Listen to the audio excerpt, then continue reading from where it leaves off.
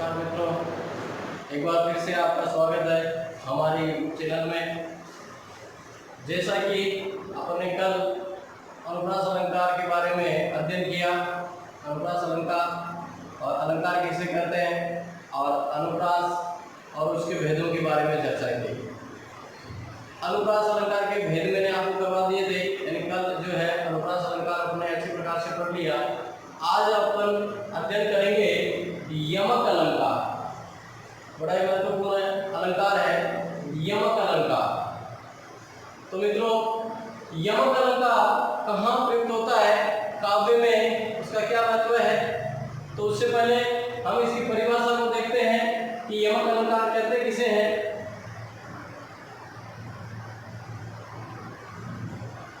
क्योंकि एग्जाम में अलंकार की परिभाषा पूछी जाती है या पंक्ति देकर के केवल पंक्ति में कौन सा अलंकार है परिभाषा सहित लिखिए। तो यमक अलंकार में तो कहाँ होता है, तो जब काव्य में यानी काव्य में या कविता में या पद में एक ही शब्द दो या दो से अधिक बार भिन्न भिन्न अर्थों में प्रयुक्त होता है, वहां यमक अलंकार होता है। यानी जब काव्य में एक ही शब्द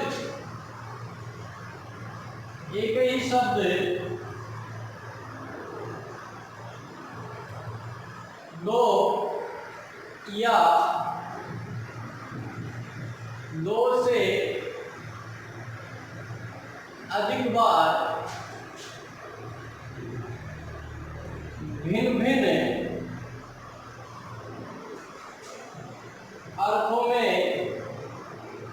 दो से अधिक बार भिन्न भिन्न अर्थों में प्रयुक्त होता है, वहां यमक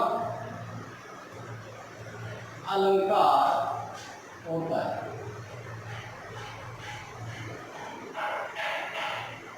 अर्थात कोई भी शब्द किसी भी पद में, काव्य में, कविता में एक ही शब्द यानी एक शब्द दो बार प्रयुक्त होगा या दो से अधिक बार उस काव्य में आएगा, किंतु भिन्न भिन्न उसका अर्थ अलग अलग होगा। यानी भिन्न भिन्न अर्थों में उस शब्द का अर्थ होगा।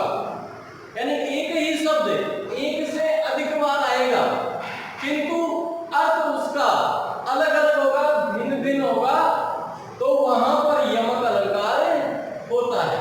यानी एक ही शब्द एक से अधिक बार आएगा और भिन्न भिन्न अर्थों में प्रयुक्त होगा, वहां पर यमक अलंकार होगा। कैसे? जैसे कि कनक कनकती सो गुना मादकता दिखाए, वो पाए बोराई जगे, वह पाए बोराई जगे। यानी कनक कनकती, उदाहरण से अपन देखेंगे, कनक कनक कनकती सोगुनी मादकता अधिकार,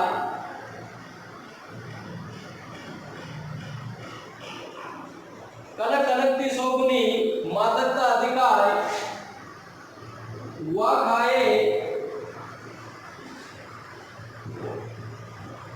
बोराए जग, वह खाए बोराए जग, वह पाए बोरा, वह पाए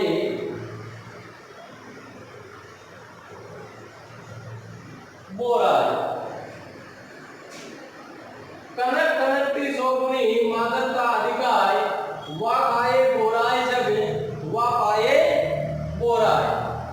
अर्थात देखिए यहां पर एक शब्द है जो एक से अधिक बार प्रयुक्त हुआ है और वो है कनक शब्द। एक बार आया और फिर से यहां पर आया, किंतु यहां जब इस द्वय को पढ़ेंगे इस कनक का क्या अर्थ है और दूसरे वाले कनक का क्या अर्थ है, ये अलग अलग अर्थों में प्रयुक्त हो रहा है। जैसे कनक कनकती सो गुना मादकता अधिकार, वह खाए बोराए जगे, वह पाए बोरा।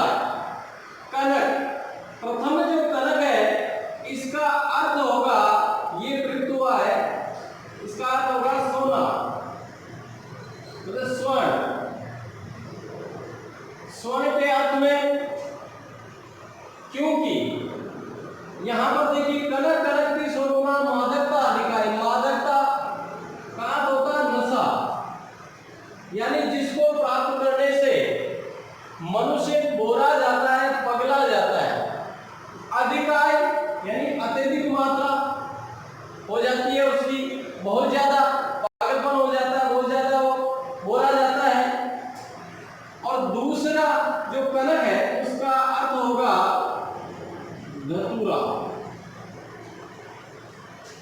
कहने का अर्थ यह हुआ कि सांसारिक मनुष्य के पास में अगर सांसारिक मनुष्य कनक यानी धतूरा अधिक मात्रा में अगर पी लेता है तो उसमें नशा चढ़ जाता है, मतवाला हो जाता है, बोला जाता है, पगला जाता है।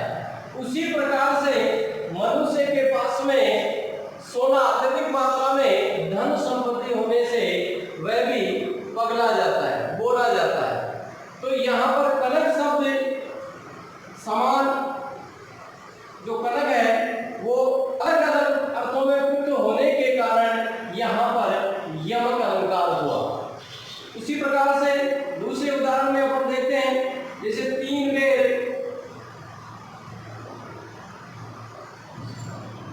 खाती थी, 3 बेर खाती है। देखिए आप यहां पर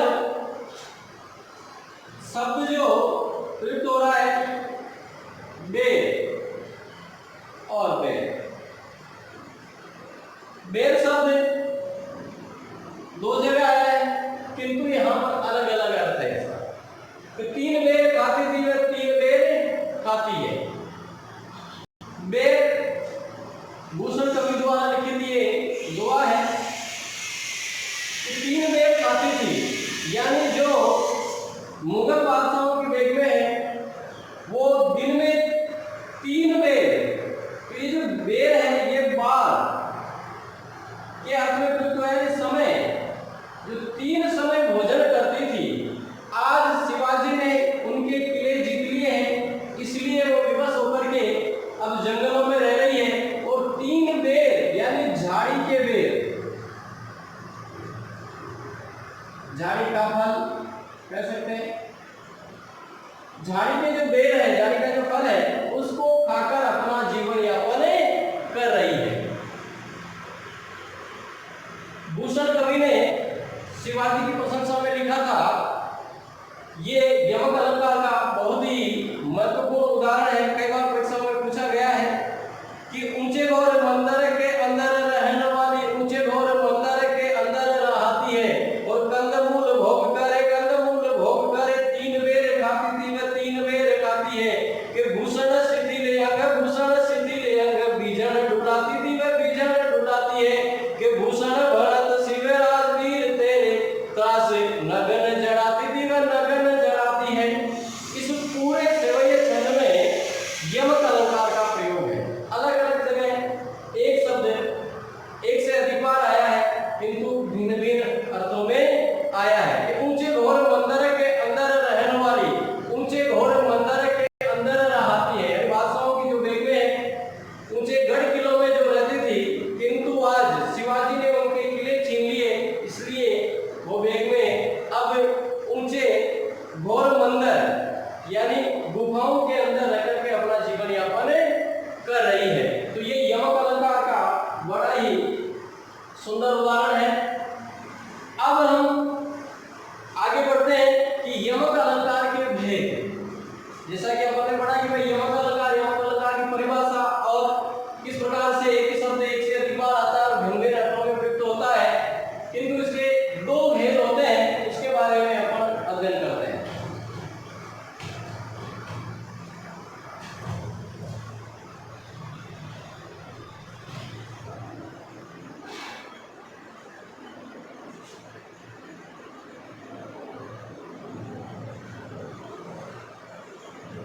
वेद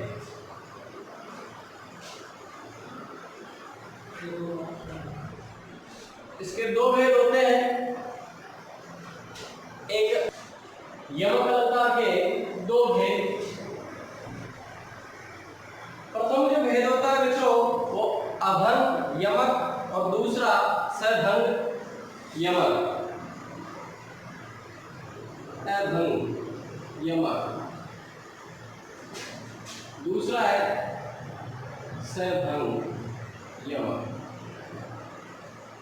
जैसा कि नाम से ये प्रतीत हो रहा है, अभंग बिना भंग के, यानी शब्द के बिना टुकड़े किए ही उस शब्द की आवृत्ति हमें दिखलाई पड़ती है। और सभंग भंग करने पर, तोड़ने पर, उस शब्द को तोड़ने पर हमें अर्थ प्राप्त होगा, यानी उसकी आवृत्ति हमें दिखलाई देगी। तो अभंग यमक और दूसरा सभंग यमक। अभंग, इसकी परिभाषा देखते हैं, यानी जब काव्य में शब्द के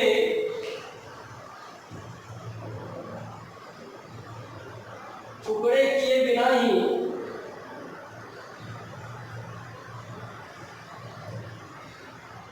ही उसकी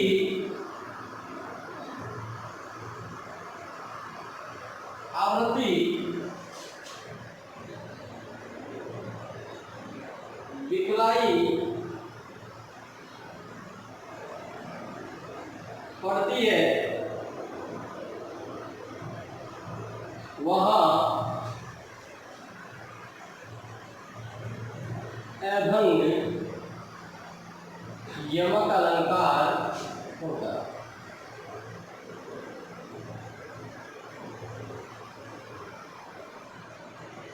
कहने का अर्थ यह मित्रों कि जहां शब्द के टुकड़े किए बिना ही उसकी आवृत्ति, यानी हमें शब्द जो स्पष्ट रूप से दिखाई देता है कि ये जो शब्द है ये 2 बार आया है। जैसा कि हमने उदाहरण देखा था, कनक कनक थी 100 गुना, वहां पर शब्द अपने को बिना टुकड़े किए ही सीधा सा शब्द हमारे को दिखाई दे रहा था। या यूं कह सकते हैं कि शब्द के टुकड़े बिना किए बिना ही उसका अर्थ हमें पता लगता है, वहां पर अभंग यमक अलंकार होता है। आवृत्ति यानी उसकी आवृत्ति वो स्पष्ट रूप से हमारे को शब्द दिखाई देगा, वहां पर अभंग यमक अलंकार होगा। जो मैंने 2 आपको उदाहरण दिए वो दोनों ही उदाहरण अभंग यमक के थे, किंतु एक नया उदाहरण पर देख लेते हैं अभंग यमक का।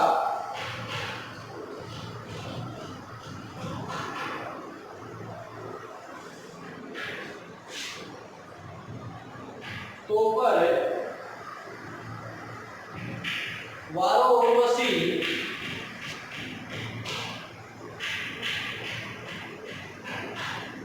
सुनी राजकीय सुजान,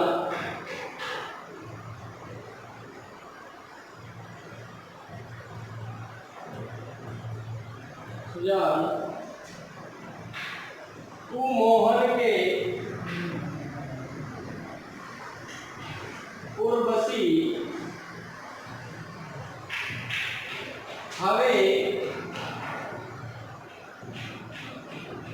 राधिके समान।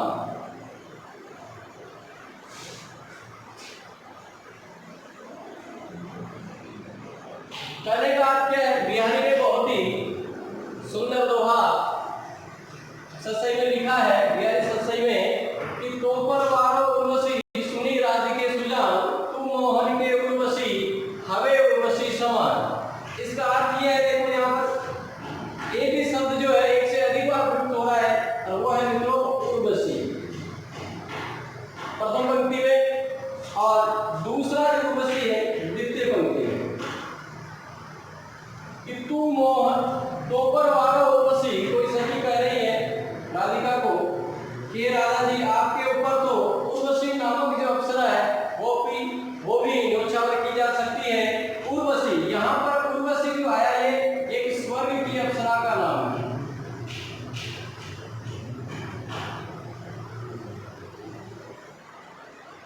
इस उर्वशी का अर्थ है स्वर्ग की अप्सरा।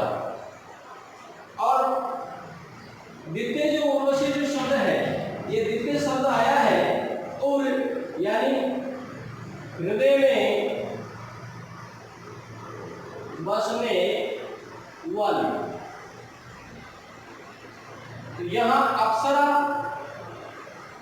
जो शब्द उर्वशी के लिए, यानी उर्वशी नामक अप्सरा, और दूसरा दूसरा उर्वशी है ये उर यानी हृदय, हृदय में बसने वाली कौन है?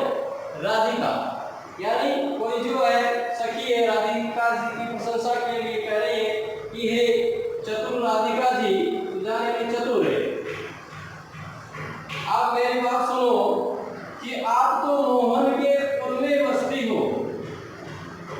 अर्थात कहने का अर्थ यह है कि जिस प्रकार से स्वर्ग की अप्सरा को देखकर के व्यक्ति मोहित हो जाता है उसके सौंदर्य पर, किंतु ये सब कृष्ण की माया है, किंतु और उसी प्रकार से कृष्ण भगवान को देखकर के सब मोहित हो जाते हैं, किंतु आप तो श्री कृष्ण के हृदय में बस निवास करने वाली हो, यानी जो संसार को मोहित करता है आप उसके हृदय में बसती हो, इसलिए आप तो उर्वशी अप्सरा से भी कई गुना जो है ना मोहिनी हो। तो इस प्रकार से इसमें भी जो है अभंग यमक है, क्योंकि इसमें शब्द के टुकड़े अपने को नहीं करने पड़ रहे हैं, इसलिए ये अभंग यमक का उदाहरण है। कनक कनक की सोगुना हो चाहे 3 बेर खाती हो, ये भी अभंग यमक के अंतर्गत ही आएंगे। अब दूसरा जो यमक का भेद है वो है सभंग यमक अलंकार।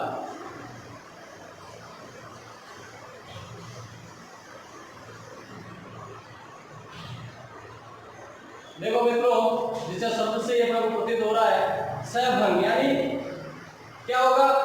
शब्द के टुकड़े करने पर उसकी आवृत्ति हमें दिखाई देती है। जहां काव्य में शब्द के टुकड़े करने पर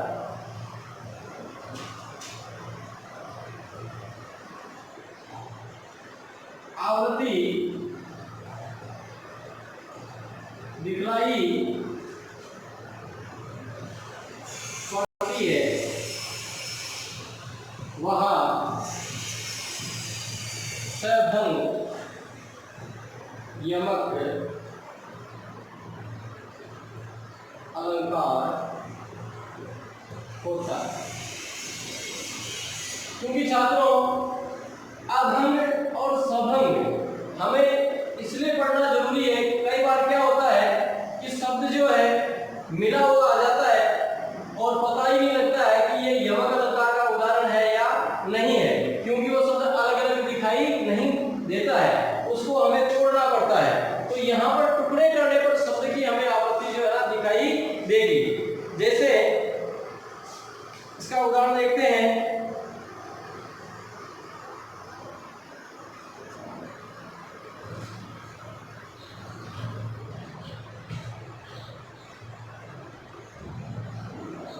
कुमोदनी मानस, कुमोदनी मानस मोदिनी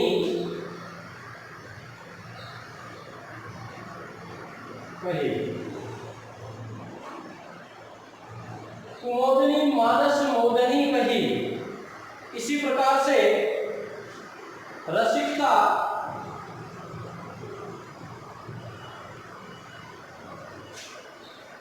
रसिकता सिकता सम हो गई।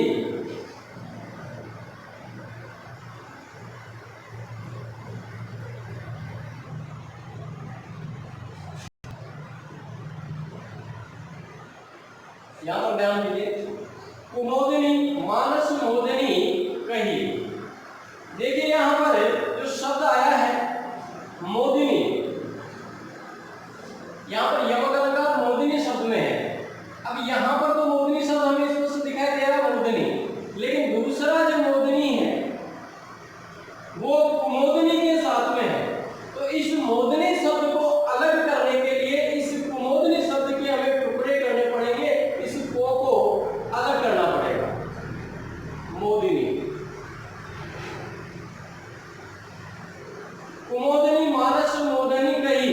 अगर कुमोदिनी शब्द से अर्थ लेंगे तो इस पंक्ति का अर्थ अलग हो जाएगा, किंतु यमक अलंकार के अंतर्गत इस कुमोदिनी शब्द को हमें तोड़ करके लेना पड़ेगा, को अलग करना पड़ेगा। मोदिनी मानस मोदिनी कही। उसी प्रकार से रसिकता सिकता सम हो गई।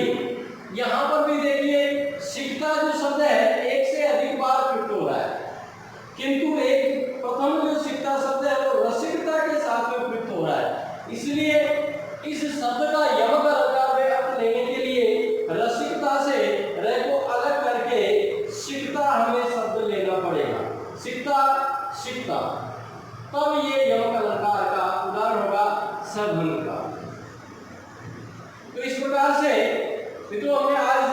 यमक अलंकार के बारे में पढ़ा।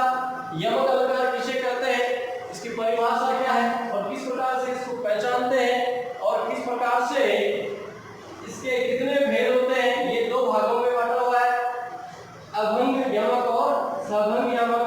अभंग का भी मैंने आपको उदाहरण देकर के अच्छी प्रकार से पढ़ाया और सभंग यमक को भी अच्छी प्रकार से समझाया। आशा है कि आपको ये समझ में आया होगा। इसी प्रकार से नेक्स्ट आगे जो अलंकार है जो इंग्लिश साहित्य के अंतर्गत है, उनको हम एक एक करके आगे से आगे पढ़ेंगे। ज़्यादा से ज़्यादा हमारे इस चैनल को शेयर करें और सब्सक्राइब करें। धन्यवाद।